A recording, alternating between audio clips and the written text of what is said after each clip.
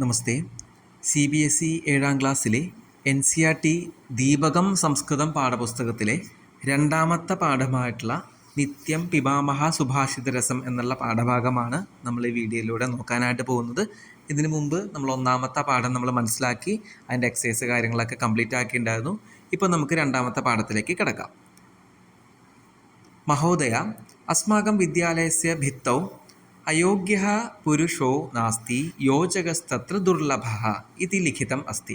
അസ്യ കഃ ഭാവഃ ഇതി കൃപയാ ബോധയതു. അപ്പോൾ സാറിനോട് കുട്ടി ചോദിക്കുകയാണ്, അസ്മാകം വിദ്യാലയസ്യ ഭിത്തൗ, നമ്മുടെ വിദ്യാലയത്തിലെ ചുമരിൽ അയോഗ്യഃ പുരുഷോ നാസ്തി, യോഗ്യതയില്ലാത്ത ഒരു മനുഷ്യൻ പോലും ഇല്ല. യോജകസ്തത്ര ദുർലഭഃ, ഇവിടെ യോജകഃ എന്ന വാക്കുകൊണ്ട് ഉദ്ദേശിക്കുന്നത് ഗൈഡ് ചെയ്യുക, അല്ലെങ്കിൽ നമ്മളെ നയിക്കുക, മാർഗദർശനം നൽകുക എന്നുള്ള ഒരർത്ഥത്തിലാണ്. അപ്പോൾ യോജകസ്തത്ര ദുർലഭഃ എന്ന് പറഞ്ഞാലോ അങ്ങനത്തെ ഒരാൾ ഇല്ല എന്നുള്ള രീതിയിലാണ് അർത്ഥമാക്കേണ്ടത്. ഇത് ലിഖിതം അസ്തി എന്ന് എഴുതിയിട്ടുണ്ട്.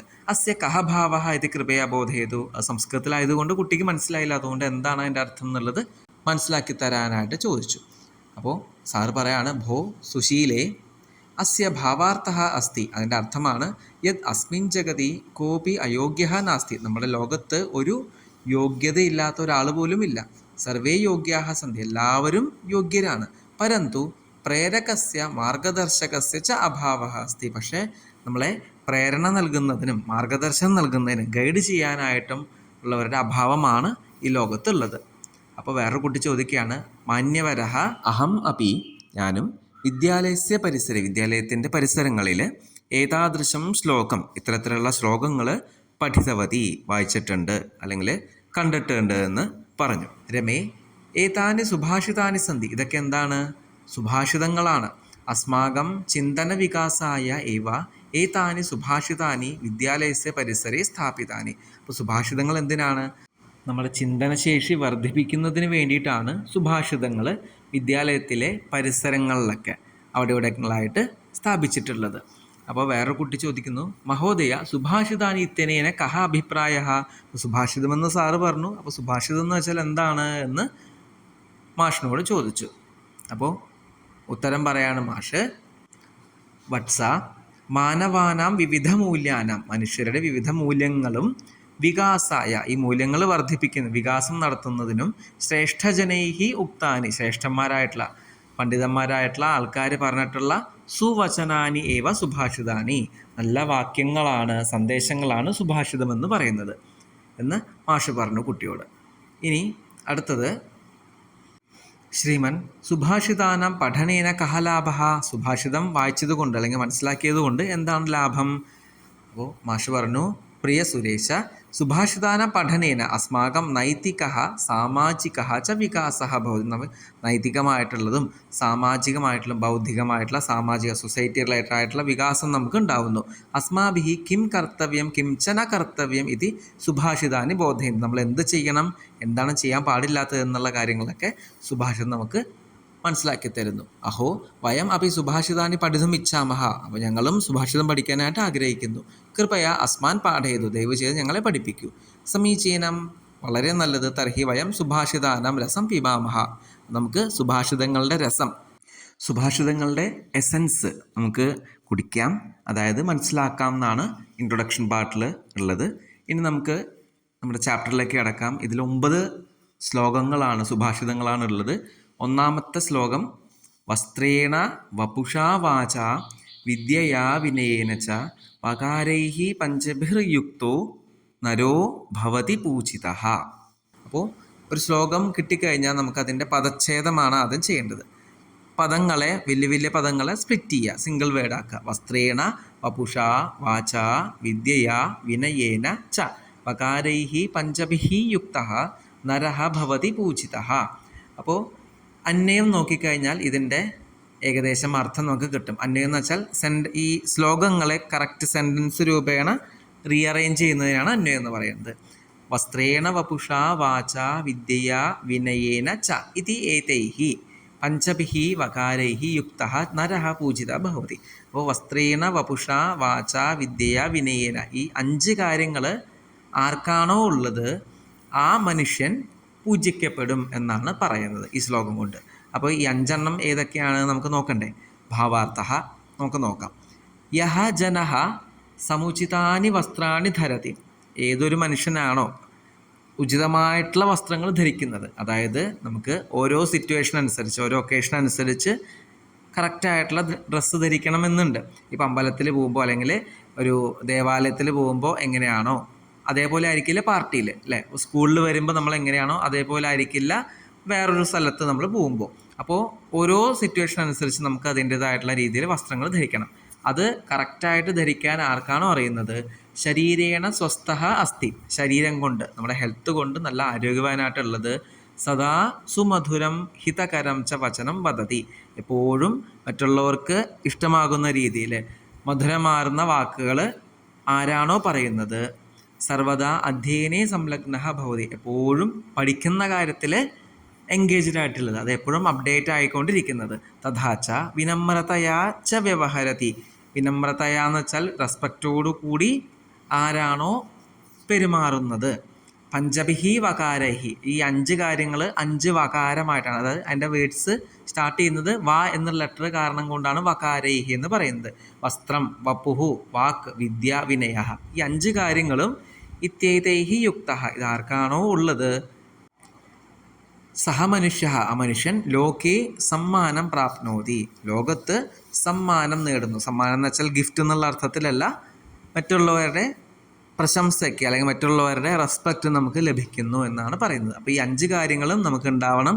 ഇല്ലെങ്കിൽ അത് നേടിയെടുക്കാനായിട്ടും നമ്മുടെ ജീവിതത്തിൽ പാലിക്കാനായിട്ടും ശ്രദ്ധിക്കണം എന്നാണ് ഈ ശ്ലോകം കൊണ്ട് ഉദ്ദേശിക്കുന്നത്. 2ാമത്തെ ശ്ലോകത്തിലേക്ക് കിടക്കാം. ഷഡ്ദോഷാഃ പുരുഷേണേഹ ഹാതവ്യാ ഭൂതിമിച്ഛത നിദ്രാതന്ത്ര ഭയം ക്രോധ ആലസ്യം ദീർഘസൂത്രത. പദച്ഛേദഃ ഷഡ്ദോഷാഃ പുരുഷേണേഹ. ഇവിടെ പുരുഷേണേഹ എന്നുള്ള പദം സ്പ്ലിറ്റ് ചെയ്യുമ്പോൾ പുരുഷേണ ഇഹ, ഇങ്ങനെ 2 പദങ്ങളായിട്ട് നമുക്ക് കിട്ടും. പുരുഷേണ പ്ലസ് ഇഹ. ഹാതവ്യാഹ ഭൂതിം ഇച്ഛത, ഇവിടെ ശ്ലോകത്തിൽ ഭൂതിം ഇച്ഛത ഒറ്റ പദമായിട്ടാണ് നമ്മളത് സ്പ്ലിറ്റ് ചെയ്തപ്പോൾ എന്തായി? ഭൂതിം അധികം ഇച്ഛത, അധികം എന്ന് വെച്ചാൽ പ്ലസ്, ഭൂതിം അധികം ഇച്ഛത. നിദ്ര തന്ത്ര ഭയം ക്രോധ ആലസ്യം ദീർഘസൂത്രത. അന്വയം നോക്കാം. ഇഹ ഭൂതിം ഇച്ഛത, ഇവിടെ ഐശ്വര്യം ആർക്കാണോ അല്ലെങ്കിൽ പ്രശസ്തി ആർക്കാണോ ആഗ്രഹമുള്ള മനുഷ്യനായിട്ടുള്ളത്, പുരുഷേണ നിദ്ര തന്ത്ര ഭയം ക്രോധ ആലസ്യം ദീർഘസൂത്രത ച ഇത്യേതേ ഷഡ്ദോഷാഃ ഹാതവ്യാഃ. അപ്പോൾ ഈ ഭൂമിയിൽ ആർക്കാണോ ഐശ്വര്യം അല്ലെങ്കിൽ പ്രശസ്തി ആഗ്രഹിക്കുന്നത്, അവരെന്താണ് ഈ 6 ദോഷങ്ങളും നിഗ്രഹിക്കണം അല്ലെങ്കിൽ അത് അവോയ്ഡ് ചെയ്യണം എന്നാണ് പറയുന്നത്. അപ്പോൾ ഏതൊക്കെയാണ് എന്നുള്ളത് ഭാവാർത്ഥത്തിൽ കൃത്യമായിട്ട് പറയുന്നുണ്ട്. അസ്മാസു നിദ്രാദയഃ ഷഡ്ദോഷാഃ ഭവന്തി. നമ്മളിൽ നിദ്ര മുതലായിട്ടുള്ള 6 ദോഷങ്ങളുണ്ട്. ഏതേ അസ്മാകം ഐശ്വര്യസ്യ ഉന്നതേശ അവരോധകാഃ ഭവന്തി. ഈ 6 ദോഷങ്ങളും നമ്മുടെ ഐശ്വര്യത്തിനും നമ്മുടെ പ്രശസ്തിക്കും ഉന്നതിക്കും ബാരിയറായിട്ട് തടസ്സമായിട്ടാണ് ഉള്ളത്. അതഃ യദി മാനവഃ സ്വജീവനെ ധനികഃ വിദ്വാൻ വാ ഭവിതും ഇച്ഛതി. അപ്പോൾ നമ്മുടെ ജീവിതത്തിൽ മനുഷ്യൻ ധനികനാവാനോ വിദ്വാനാവാനോ ആഗ്രഹിക്കുന്നത് ഐശ്വര്യം വൈഭവം ച പ്രാപ്തും വാഞ്ചതി, ഐശ്വര്യവും പ്രശസ്തിയും ഒക്കെ നേടുന്നതിനായിട്ട് ആഗ്രഹിക്കുന്നത്. വാഞ്ചതി എന്ന് വെച്ചാൽ ആഗ്രഹിക്കുന്നത്, ഇച്ഛതി എന്ന വേറൊരു പര്യായ പദമാണ്. തർഹി സഹ അതിനിദ്രാം തന്ത്രാം ഭീതിം ക്രോധം ആലസ്യം വിലംബേന കാര്യകരണസ്യ പ്രവൃത്തിയും ച ഏതാൻ ഷഡ്ദോഷാൻ പരിത്യജേത്. അപ്പോൾ അതിനിദ്ര ഓവറായിട്ടുള്ള സ്ലീപ്പ്, തന്ത്ര എന്ന് പറഞ്ഞു കഴിഞ്ഞാൽ അകർമ്മണ്യത പ്രവൃത്തി ചെയ്യാതിരിക്കുക, ഭീതി പേടി, ക്രോധം ദേഷ്യം, ആലസ്യം മടി, വിളംബേന കാര്യകരണസ്യ പ്രവൃത്തി വളരെ പതുക്കെ ചെയ്യുക. ച ഏതാൻ ഷഡ്ദോഷാൻ പരിത്യജൻ, ഈ 6 ദോഷങ്ങളും നമ്മൾ ഒഴിവാക്കണം എന്നാണ് പറയുന്നത്. 3ാമത്തെ അദ്ഭിർഗാത്രാണി ശുദ്ധ്യന്തി മനഃ സത്യേന ശുദ്ധ്യതി വിദ്യാ തപോഭ്യാം ഭൂതാത്മാ ബുദ്ധിർ ജ്ഞാനേന ശുദ്ധ്യതി. പദച്ഛേദം നോക്കാം. അദ്ഭിഹി ഗാത്രാണി, ശ്ലോകത്തിലെ ഒറ്റ പദമാണ് നമ്മൾ സ്പ്ലിറ്റ് ചെയ്യുമ്പോൾ അദ്ഭിഹി ഗാത്രാണി, അദ്ഭിർഗാത്രാണി അദ്ഭിഹി ഗാത്രാണി. ശുദ്ധ്യന്തി മനഃ സത്യേന ശുദ്ധ്യതി വിദ്യാ തപോഭ്യാം ഭൂതാത്മാ ബുദ്ധിർജ്ഞാനേന, അത് സ്പ്ലിറ്റ് ചെയ്യുമ്പോൾ ബുദ്ധിഹി ജ്ഞാനേന ശുദ്ധ്യതി, അങ്ങനെയാണ് ഉള്ളത്. അന്വയം നോക്കാം. ഗാത്രാണി അദ്ഭിഹി ശുദ്ധ്യന്തി, ശരീരം വെള്ളം കൊണ്ടാണ് ശുദ്ധീകരിക്കുന്നത്. മനഃ സത്യേന ശുദ്ധ്യതി, മനസ്സ് സത്യം കൊണ്ട് ശുദ്ധീകരിക്കുന്നു.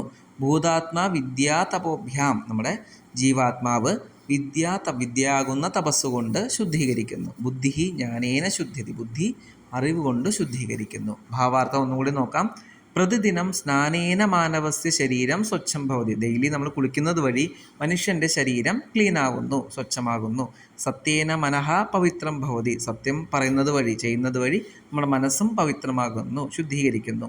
സത്യകഥനേന മനസ്സി ദ്വന്ദ്വ ഭീതി ച ന ഭവതി, അപ്പോൾ സത്യം പറയുന്നത് വഴി ഏതാണ് ശരി ഏതാണ് തെറ്റ് എന്നുള്ള ഒരു ക്ലാരിറ്റി വരുന്നത് വഴി നമുക്ക് ഒരു പേടി ഉണ്ടാവില്ല, പറയുന്നത് ചെയ്യുന്നതൊക്കെ തെറ്റാണോ ശരിയാണോ എന്നുള്ള പ്രശ്നം വരുന്നില്ല. സത്യകഥനേന മനസ്സി ദ്വന്ദ്വ ഭീതി ച ന ഭവതി, രണ്ട് എന്നുള്ള ഒരു പേടി നമുക്ക് ഉണ്ടാവില്ല എന്നാണ് പറഞ്ഞു വരുന്നത്. നിത്യം വിദ്യാഭ്യാസേന പരിശ്രമേണ ച ജീവനസ്യ ശുദ്ധി ഭവതി, വിദ്യാഭ്യാസം ഡെയിലി ചെയ്യുന്നത് വഴി, ഡെയിലി സ്വാധ്യായം സെൽഫായിട്ട് സ്റ്റഡി ചെയ്യുന്നത് വഴി ജീവസ്യ ശുദ്ധി ഭവതി, ജീവാത്മാവിൻ്റെ ശുദ്ധി സംഭവിക്കുന്നു. ജ്ഞാനേന ച ബുദ്ധി നിർമ്മല ഭവതി, അറിവ് കൊണ്ട് ബുദ്ധി നിർമ്മലമാകുന്നു. അതഃ മനുഷ്യ നിത്യം സ്നാനം സത്യകഥനം വിദ്യാഭ്യാസം പരിശ്രമം ജ്ഞാനാർജനം ച കുര്യാൻ. അപ്പോൾ മേൽപ്പറഞ്ഞ കാര്യങ്ങൾ എന്തൊക്കെയാണ്? നിത്യം ഡെയിലി കുളിക്കുക, സത്യം മാത്രം പറയുക, സത്യം മാത്രം ചെയ്യുക, വിദ്യാഭ്യാസം ചെയ്യുക, പരിശ്രമം ഹാർഡ് വർക്ക് ചെയ്യുക, ജ്ഞാനം ആർജിക്കുക, അറിവ് നേടുക, ഇതൊക്കെ ഡെയിലി ഒരു മനുഷ്യൻ ചെയ്യേണ്ട കാര്യങ്ങളാണെന്നാണ് മൂന്നാമത്തെ ശ്ലോകം കൊണ്ട് പറയുന്നത്. ഇനി അടുത്തത് നാലാമത്തെ സുഭാഷിതാണ്. ഉത്തരം യത് സമുദ്രസ്യ ഹിമാദ്രശ്ചൈവ ദക്ഷിണം വർഷം തദ് ഭാരതം നാമ ഭാരതീയത്ര സന്തതിഃ. പദച്ഛേദഃ. ഉത്തരം യത് സമുദ്രസ്യ ഹിമാദ്രേഃ ച ഏവ, ഹിമാദ്രേശ്ചൈവ എന്നാണ് ശ്ലോകത്തിൽ സ്പ്ലിറ്റ് ചെയ്യുമ്പോൾ, ഹിമാദ്രേഃ ച ഏവ ദക്ഷിണം വർഷം തത് ഭാരതം നാമ ഭാരതീയത്ര സന്തതിഃ. ബാക്കിയെല്ലാം ശ്ലോകത്തിലെ പോലെ തന്നെയാണ്. ഹിമാദ്രശ്ചൈവ എന്നുള്ള വേർഡ് മാത്രമാണ് ഡിഫറെൻ്റ് ആയിട്ടുള്ളത്. അന്വയം നോക്കാം. യത് സമുദ്രസ്യ ഉത്തരം ഹിമാദ്രേഃ ച ദക്ഷിണം, സമുദ്രത്തിൻ്റെ ഉത്തരഭാഗത്തും ഹിമാദ്രിയുടെ ഹിമാലയത്തിൻ്റെ ദക്ഷിണഭാഗത്തും ഇടയിൽ എന്താണോ ഏത് ഭൂമിയാണോ ഉള്ളത്, തത് ഏവ ഭാരതം നാമ വർഷം, ആ ഭൂമിയാണ് ഭാരതം എന്ന് പേരായിട്ടുള്ളത്. എത്ര ഭാരതീ സന്തതി, അവിടെ ഭാരതീയർ മക്കളായിട്ട് ഉണ്ട്. ഭാരതത്തിലെ ആൾക്കാരെ നമ്മൾ ഭാരതീയർ എന്ന് വിളിക്കുന്നു, അതാണ് ഇവിടെ പറയുന്നത്. ഭാവാർത്ഥം. അസ്മിൻ സുഭാഷിതേ, ഈ സുഭാഷിതത്തിൽ സുഭാഷിതകാരഃ ഭാരതസ്യ ഭൗഗോളിക സ്വരൂപം വർണ്ണയതി, ഭാരതത്തിൻ്റെ ജിയോഗ്രഫിക്കലായിട്ടുള്ള ഒരു സ്ട്രക്ചറാണ് നമുക്ക് കാണിച്ചു തരുന്നത്. ഹിന്ദ മഹാസാഗരസ്യ ഉത്തരഭാഗേ, ഹിന്ദു മഹാസമുദ്രത്തിൻ്റെ നോർത്ത് പാർട്ടിൽ, ഹിമാലയസ്യ ച ദക്ഷിണഭാഗേ, ഹിമാലയത്തിൻ്റെ സൗത്ത് സൈഡിൽ, യഹ ഭൂഭാഗ അസ്തി, ഏതൊരു ഭൂമിയാണോ ഉള്ളത്, തസ്യ ഭൂഭാഗസ്യ നാമ ഭാരതവർഷം, അപ്പോൾ ആ ഭൂമി പ്രദേശത്തെ പറയുന്ന പേരാണ് ഭാരതവർഷം എന്ന് പറയുന്നത്. അത്രത്യാഹ നാഗരികാഹ ഭാരതീയാഹ ഇത് പ്രസിദ്ധാഹ, അപ്പോൾ അവിടുത്തെ ആ പ്രദേശത്ത് ജീവിക്കുന്ന മനുഷ്യരെ ഭാരതീയർ എന്നാണ് അറിയപ്പെട്ടിരുന്നത് എന്നാണ് പറയുന്നത്.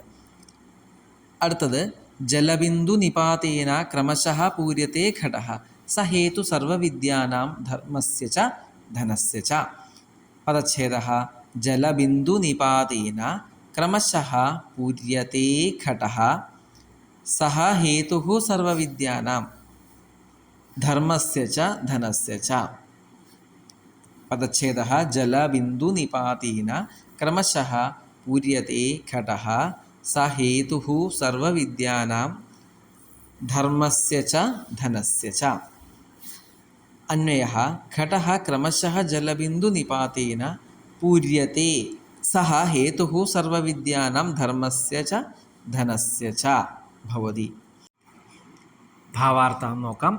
യഥാ നിരന്തരം ജലസ്യ ബിന്ദൂനാം പതനേന, നിരന്തരമായിട്ട് വെള്ളത്തുള്ളികൾ നിരന്തരം കണ്ടിന്യൂസ് ആയിട്ട് ഇങ്ങനെ വീണുകൊണ്ടിരിക്കുകയാണെങ്കിൽ എവിടെ, രിക്തഃ അപി ഘടഃ, രിക്തഃ എന്ന് വെച്ചാൽ എം ടി ആയിട്ടുള്ള ഒരു കുടവും പൂർണ്ണഃ ഭവതി, പൂർണ്ണമാവും എന്നാണ് പറയുന്നത്.